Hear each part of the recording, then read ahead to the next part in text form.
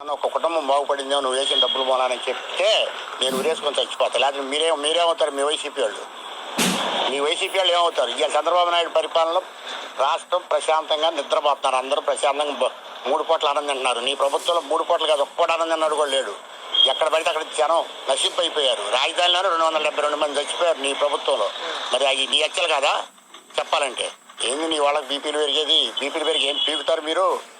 నేను అంటున్నా ఇప్పుడు జగన్మోహన్ రెడ్డి నువ్వేదో ఇంటికి బీగుతా ఉన్నావు. నువ్వేం బీగుతా?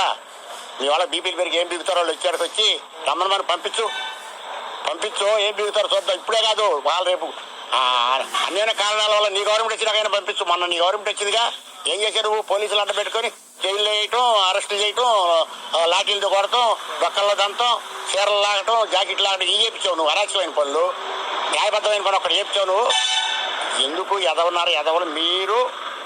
మీకు ప్రకృతి కూడా మీకు సహకరించదు. గుర్తుపెట్టుకో జగన్మోహన్ రెడ్డి, ప్రకృతి కూడా నీకు సహకరించదు. ఎందుకంటే నువ్వు చేసిన పనులు అట్లాంటి దుష్పాన పనులు చేసావు, అట్లాంటి దరిద్ర పనులు చేసావు నువ్వు. ఇది ఆంధ్ర రాష్ట్రం, అన్నపూర్ణ రాష్ట్రాన్ని నువ్వు తీసుకెళ్లి దరిద్ర రాష్ట్రం చేసావు కాబట్టి నీకు 11 సీట్లు అప్పచెప్పి పోరా బాబాయ్ ప్రతిపక్ష హోదా కూడా లేకుండా చేశారు. 3 ఏళ్లలో మా